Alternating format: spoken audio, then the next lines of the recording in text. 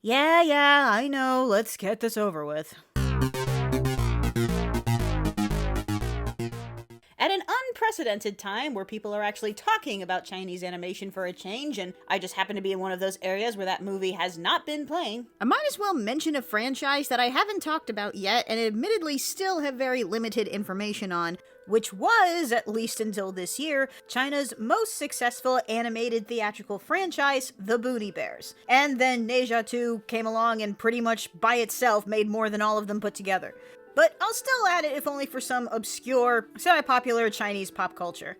That from what I get started out as a fairly child-oriented semi-Looney Tunes scenario involving two bears and a park ranger that gradually over time just started getting more and more insane with magic and time travel and aliens and so on. If I looked at these movies back in, say, the early 2010s, the movies do just look like your kind of standard, regular, disposable streaming fodder. Like, you look back at the animation from the original series and yeah, it literally looks like a PS1 game. And then all of a sudden became major action movies on the same level of many of the fantasy gods and demons historical films they get. And that leads us to 2024's Time Twist, only in this one, the Ranger is the main character. Was initially started out as a cartoonish fool of an adversary who eventually became a friend and ally to the bears.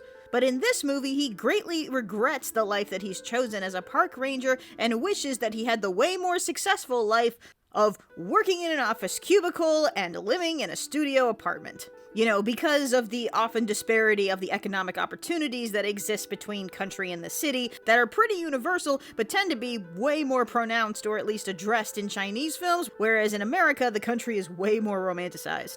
But that emotional hook is surprisingly effective. Anyway, he makes a deal with a time-traveling wizard to go back and change the way his life was, only to predictably regret and want to go back to the way things were, only for the climax, and this is the real hook, so I'm just gonna go ahead and spoil it, basically turns into Avengers Endgame, because even without seeing the rest of the series, there are suddenly all of these characters showing up out of the time stream that I'm guessing are side characters from the other movies or the series, that all come in for this giant time battle, where just from the sheer scale is genuinely impressive. I can't say that anything about this necessarily hooks me into getting invested into the franchise itself, it still feels very kid-oriented, but at least I understand why these movies have gotten such big returns.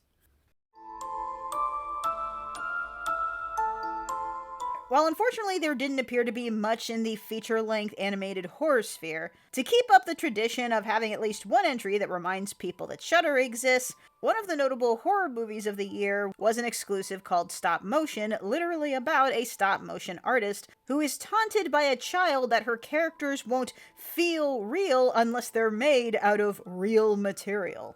I pretty much threw this in here for fun, but in truth, I think that this movie is a bit more shock than substance. It's got a really good tense build-up, but then it gets kinda gross and abstract. Though some stop-motion artists might be able to relate to feeling unappreciated and slowly going insane.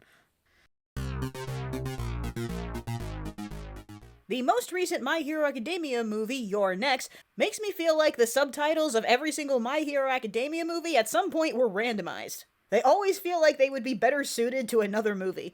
I also expect that this was probably the movie that probably had the less attention than the other ones, given that My Hero Academia's manga run recently ended, and many people were unenthused by its finale. To me, it was kind of expected, but perfectly acceptable. It wasn't like it was Bleach.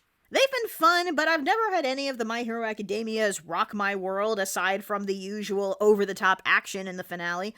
This one I feel like it's personal story of one character trying to save someone they care about from being manipulated. That personal hook made this one a little bit more enjoyable than some of the others. Which is also odd that that's what I remember from it, given that the entire hook of this movie is that they go up against evil All Might. You would have thought that that would have left a bigger impression than it did.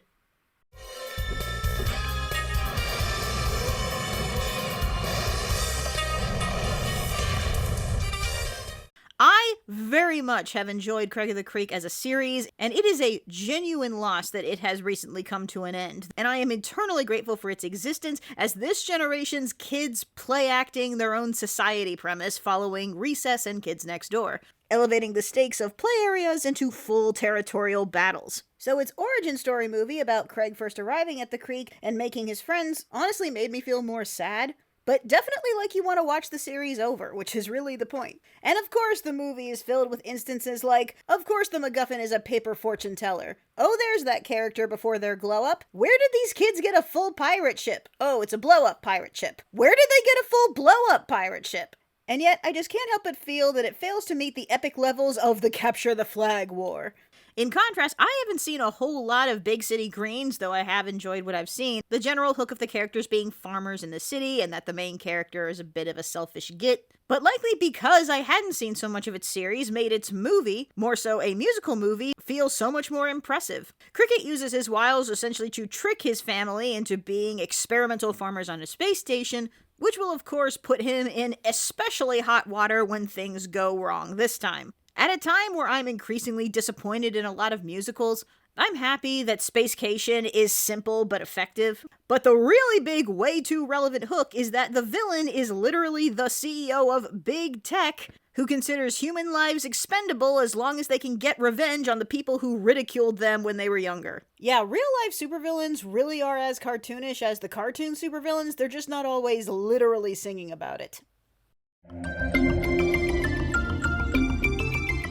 The sense that I get from that Christmas is that it was sort of going for a child-friendly, similarly formatted of another titular British Christmas classic, Love Actually, which was notable considering that this is a movie that mocks Love Actually for being such a repetitive British Christmas staple. That it follows many vaguely interconnected stories around children living in the same neighborhood getting caught in a big storm. It also gives a good dose of Home Alone, as the blizzard has separated the kids from their parents. I do like the bonds the kids have with the other people in the neighborhood, but as far as new Christmas classics go, I like the one with the owl a lot better. Wait, was that 24? That was 24, I could have added it. It's stop motion, it's really cute. Everyone's speaking English, but nobody understands each other. They're all speaking their, animal language. One of the oldest superheroes in Japan's history finally gets an Americanized animated film, which is mostly about him babysitting a kaiju as a representation of his own internal battles between being angry at his parents and his responsibility of carrying on the family legacy of being Ultraman and his fondness of being a famous baseball player. I don't know much about Ultraman, but I'm pretty sure that none of it involved any of this. It's an interesting angle given its premise. That this got nominated for the Annies is nice and understandable. I just personally would have probably put some others there in its place. I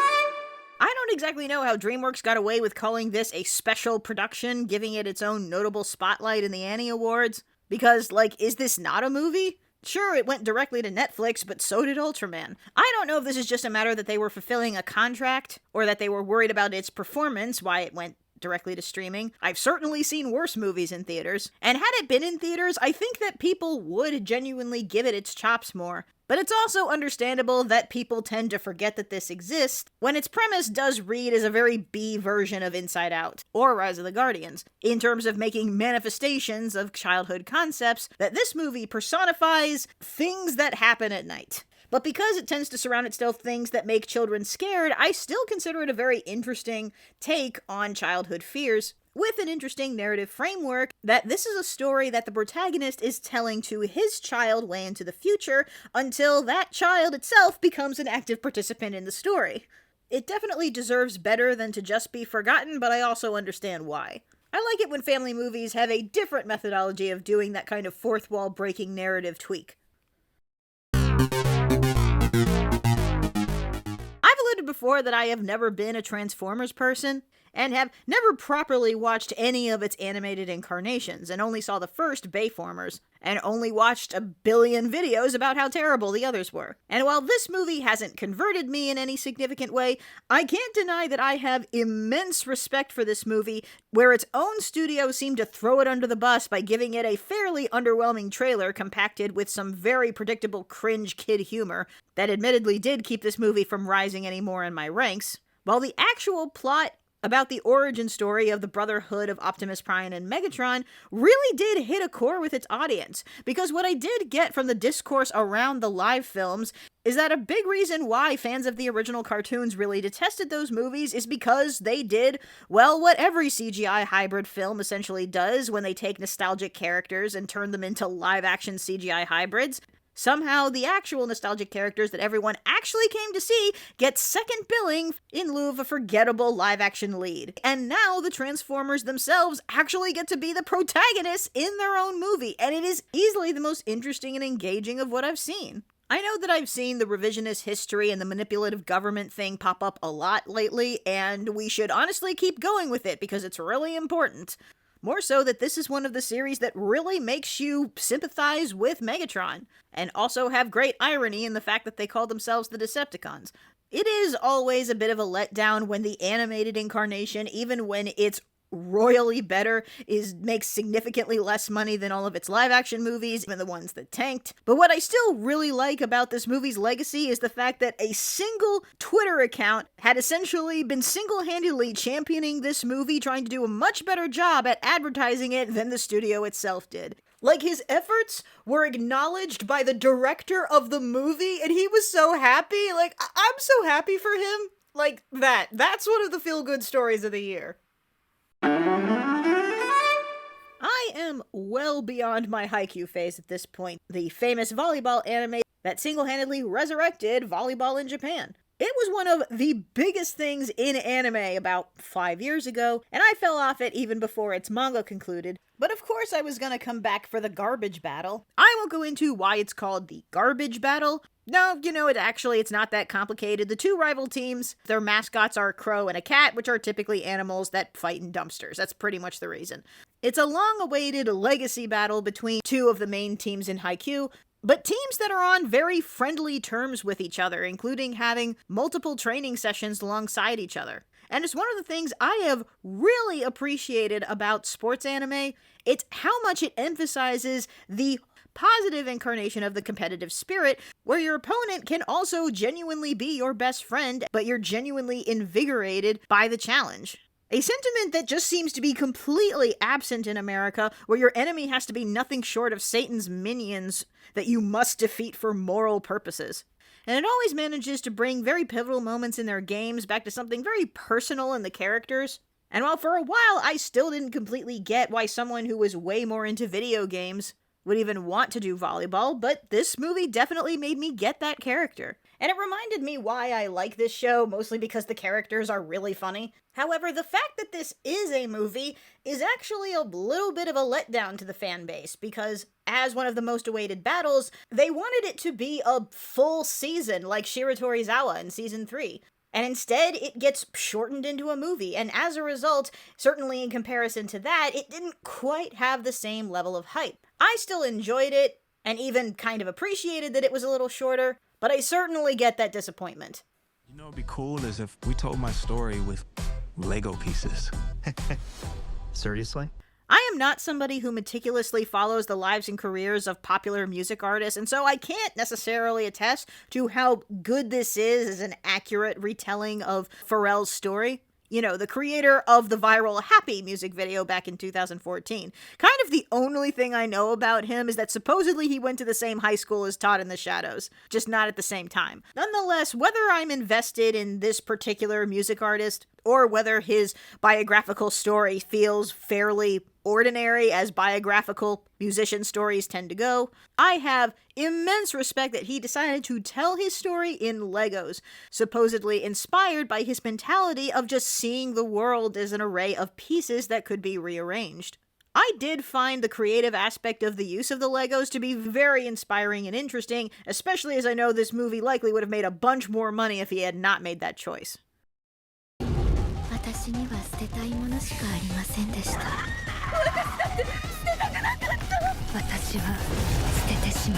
Mononoke is one of the most visually enhanced movies of the year. Based on a series of episodic supernatural mysteries caused by spirits called Mononoke that attach themselves to negative human emotions, and usually involve somebody who is recently deceased, where an entity only ever referred to as the medicine seller has to discover the mystery/secret and possibly perform therapy before the demon will show itself. The film is pretty much that concept, but on a ridiculously upped scale, in this story around women in the Emperor's harem and the incredible pressure and restrictions that are put on them.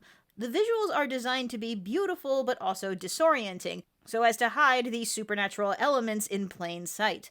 enhanced again by its unnerving sound design. Blending with the trippiness and the fluidity of a Yuasa film, as well as some of the scrapbook stylings that you recognize in maybe a Madoka film. There is a fourth one coming out! I saw that! It still might take like another 5 years, but I'm waiting for it. And apparently this movie was a part 1 with a part 2 that's going to come out later this year, and I'm looking forward to it. Honestly, I think I would have been just as entertained with the subtitles off. Till you see the next thing I'm working on. A smart gnome. As much as we may be tired of sequels, it is nice to see a renowned studio actually treat the franchise that made it with respect. Wallace and Gromit may not have been a personal favorite, but nonetheless, it is very cozy to see another installment of it. I also am one of the ones who will constantly talk about how disappointing it is, and also how frustrating it is that Wallace never seems to appreciate Gromit despite him saving the day all of the time. And yet, this movie does actually confront that on some level, as well as a return of one of its favorite classic villains, and tries to straddle the line between garden gnomes being creepy but also keeping them cute, a genuinely difficult tightrope. Not to mention taps into our very realistic fears of the worldwide consequences of technological glitches, filled with that classic British wit and absurdity. And I know that it's probably likely due to a contract, but I really do wish that they had the ability to have put this in theaters. Actually, I was kind of busy this week, so I drew the whole thing in like 5 minutes. It turned out pretty good for not even trying, if I do say so myself. Look Back has become one of the most universally praised original anime films in a while, about 2 girls brought together through being middle school manga creators, but with very different styles and personalities, the friendship they formed and the unfortunate way it ended, and the regrets that accumulated from it. Tapping into that desire and regret that everything could have been different if you just were able to change one small thing, all conveyed through the framing of differing attitudes of the creation of art, where it has really hit a lot of people in a very personal place.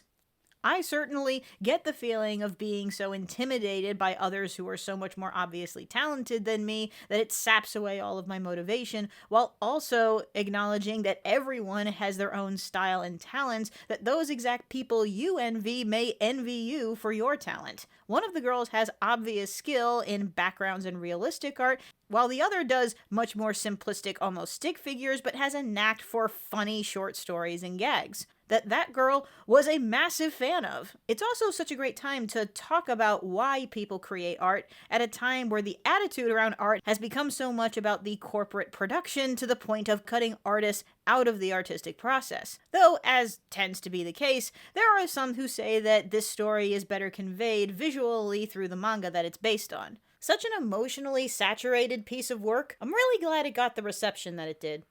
Do you have any human prostitutes? Nothing but synthetics, but we do consider ourselves 100% human. Wouldn't you agree, sir? Always good to see a France admission. A futuristic robot-inhabited world where we follow a detective and the robot backup of her deceased partner investigating a murder that connects to why some robots are exhibiting some strange behavior. Basically, we're in the world of Blade Runner with the story of a better Will Smith's iRobot. It does such a good job establishing the chemistry between the main detective and her post-mortem partner, while the nature of his existence is definitely one of the most intriguing concepts of the movie. Like, you'd think that more would be preserving the memories of loved ones, not being their own entities, but that's kind of the theme of the film. The only note is that its ending is a little bit obvious. Still, dark, violent, and exceptionally well made. You are defective. I feel fine. You should not feel anything at all. Feels like the animated story of the year was the two-way race between Inside Out 2 and Wild Robot for who was going to be crowned the best animated film of the year. And a lot were rooting for Wild Robot because it was original, because DreamWorks hadn't won in a while, and Disney kind of needed to get knocked down a peg. You know, all of the superficial political reasons. Nonetheless, the odds seemed good because Wild Robot was absolutely a beautiful, emotional film of a robot taking care of a duckling and a group of animals. So why isn't it higher? Because somewhat contradictorily, as much as I frequently love the surprising dark sense of humor many of the characters have in this film, and the efforts Roz takes to consciously learn what love means, I also felt like I liked so much of this film aesthetically that I did still kind of wish that it didn't have dialogue. I just found some of the dialogue distracting and some very minor pacing issues, but otherwise it is still an absolutely great, gorgeous film, and I'm very happy that it got a sequel. Dad used to say that childhood was like being drunk. Everyone remembers what you did, except you. Nothing could have excited me more this year than the chance to get another movie from the creator of Mary and Max, one of my favorite underrated stop-motion films of all times, especially coming out in the praised year of 2009. This time in Memoirs of a Snail, and indeed, I feel the same sort of quirky, dark, tragic, comedic childhood story involving a pair of twins that are ultimately separated. Both honestly have pretty awful lives, but finding the ways to find joy in the simple things, and especially in their observations of the aspects of adult lives that just inevitably trickle into children's lives that no one ever thinks about. The one thing I will say about it is that in some cases it almost feels too close to Mary and Max in those themes, and I do prefer Mary and Max, but then again, complaining about that is like complaining that every single Wes Anderson movie has a reoccurring styles and motifs. More complex now. It requires more sophisticated emotions than all of you. You just aren't what she needs anymore, Joy.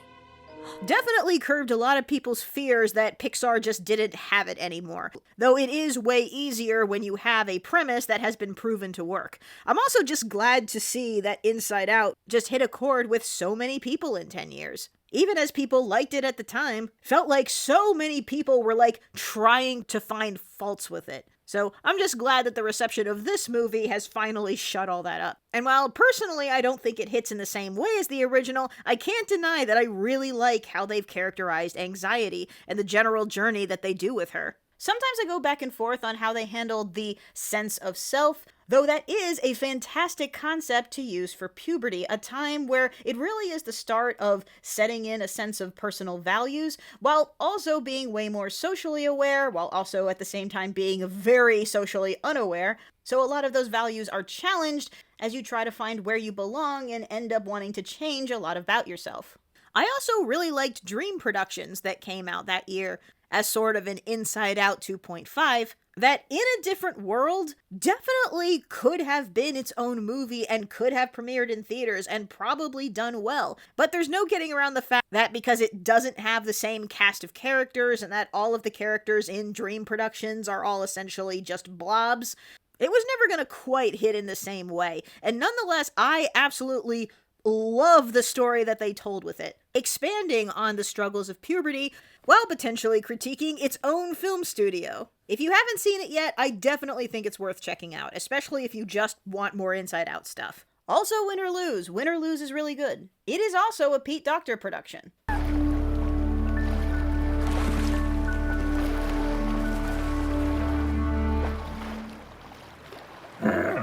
I think the reason that ultimately Flow took such a high spot is because it gave me what I needed. Not something necessarily relaxing, but grounded in a way, and yes, that it was completely dialogueless. Flow is essentially a very atmospheric exploratory movie about a group of animals surviving during and after an apocalyptic event. The characterization and the animal behavior of all of the animal characters is perfection. Watching animals overcome obstacles is something compellingly addictive, as well as watching animals be friends with other kinds of animals. And that's without the survivalist stakes. And no real animals got hurt in the making, I'm hoping. No Milo and Otis shenanigans here. I do understand that it might lose some people visually because it's one of those, there are movies that look like video games and then there are movies that look like video games. But especially because the entire premise in its nature of being in a completely new world with no dialogue where you're largely exploring feels very much like a video game experience. There are plenty of indie games that are literally just walk around and explore this space while something mysterious is going on. This is also the first Latvian movie to be nominated and win an award. As much as some people have been dying for DreamWorks to finally beat Disney again, I'm more happy that a much smaller film beat Disney just as well. And yet in this year, for as many great or acceptable movies that came out in this top half of films, including some of the ones that I didn't get around to talking about because I just do not have the energy, First off, as an honorable mention, I just want to praise Hundreds of Beavers again, because while it is live action, it is so inspired by, yes, silent films, but also old school cartoons complete with absurdist cartoon physics. It is so fantastically funny, and it really is my favorite live action film of last year. But as for my favorite feature-length, semi-animated experience, it comes from a much more independent and passion-filled place. And I really do want to apologize for how long this video took. I've had a bunch of life stuff going on, though haven't we all? But I know how long you guys have been waiting. 'Cause I can't deny, Epic the Musical was a big fixation of mine this year, updating gradually in various arcs and pieces throughout the years, and finally officially ended at the end of 2024, and I am completely convinced that it is the success of this online that convinced Nolan to make his film version of it. I am convinced. This was especially hard-hitting for me as someone who has been very disappointed in Disney's musical attempts lately. And this at least pleasantly reassures me that somebody knows what the hell they're doing. And this musical, for something that is essentially someone's college thesis, really is Broadway level. And you can definitely hear the Hamilton influence in it, and I do not mean in terms of rapping, but just an excellent use of repetitive musical motifs to emphasize certain characters and ideas. The fact that you can literally just say bits and pieces like, "I'm just a man," or Penelope. Literally just the fact that he has made such a pivotal, hard-hitting use of 3 notes. That's how you know that this man has an impeccable music talent. But then, of course, what I really love, that in a year where there has been so much depressing news around the corporate attitude of animation, where no matter how good a film performs, that the artists were abused or undervalued, or even if it was a success, that all of the animatics have not only been appreciated by the creator, but because they are completely self-motivated, are the definition of a passion project. Every single person that contributed something did so purely of their own volition and of their own skill and their own passion, and as such got their own respect for their own contributions. I love seeing all of these budgeting artists being able to show their abilities, all of their own unique styles, their designs, their interpretations. I know that Epic as a fandom, like all fandoms, is not devoid of drama, but just the fact of how that this is as independent as it gets. So honestly, this is what I would consider to be the true crowning achievement of animation in 2024, and it wasn't even a fully animated project. Anyway, phew, we're done. We can move on to this year. I'm sorry about the time, but then again, you can understand why I've been so reluctant to acknowledge that this year exists.